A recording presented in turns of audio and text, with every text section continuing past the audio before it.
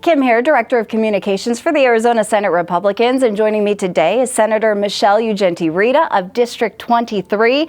Governor Ducey signed a very important bill, one of your bills, SB 1009, recently, and this has to do with executive powers when a state of emergency is declared. Elaborate on this for us. Right. So when there's an emergency, the governor has the ability to issue or declare a state of emergency. And under current law, you were able to do that in perpetuity. So could go on forever. And what my bill does is it limits that to 120 days, which is very important because no longer are we going to be susceptible to a runaway emergency declaration in perpetuity with no end date. Now we have a time frame that we have to deal with the state of emergency in.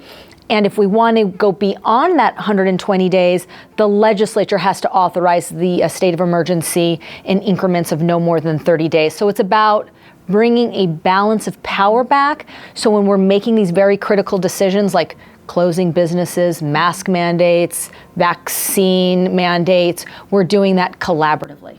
What did we notice with our last state of emergency with COVID-19, and what didn't sit well with a lot of our constituents? Right. So I first want to thank the governor for signing the bill, and he worked with me on the bill, and so I was very grateful for that input.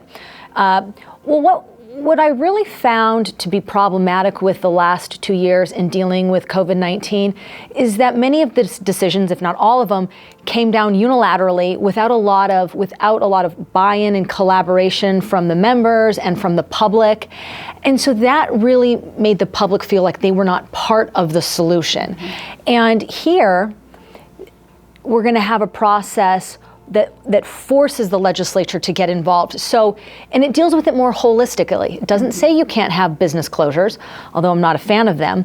What it says is, if you're going to issue an emergency declaration, it's limited to 120 days, and then you have to work with the legislature. And then when you're working through the legislature, you can justify the particular solutions and remedies you want to pursue. You have an opportunity to explain it to the public in committee.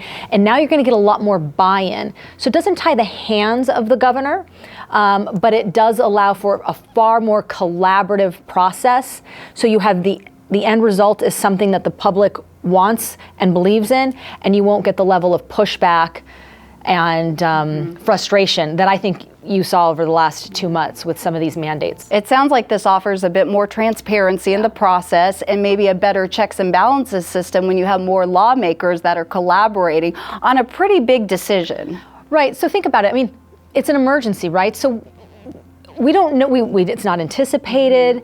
We are all taken by surprise. And so it's a very difficult time for the state to navigate. So sometimes the solutions aren't very obvious, and you do need to collaborate and think about, how you want to manage this period of time as you deal with an emergency that's completely unexpected. But you have to be very sensitive when you're just going to have edicts come from, the executive branch and the public doesn't have any kind of say. That to me was the biggest problem with how this was managed, is the public didn't have a voice. They did not have a seat at the table. They had no ability to impact the decisions. And I think a government that returns more power back to the citizens, they have more opportunity to be a part of the solution, is a better run government. And you mentioned Governor Doug Ducey did collaborate with you on this, so he was supportive of this move. He did, and I was appreciative of that. Let me tell you why. There was a lot of people who thought because this was going to limit the executive's power to a time frame that he might have balked at it or been reluctant to be supportive. So I give him credit for working with me and realizing that, look, at the end of the day, we need to make sure that people are part of the government process, especially when we're dealing with unprecedented circumstances like a health emergency. And we're all better off if we're doing this in a transparent, accountable way.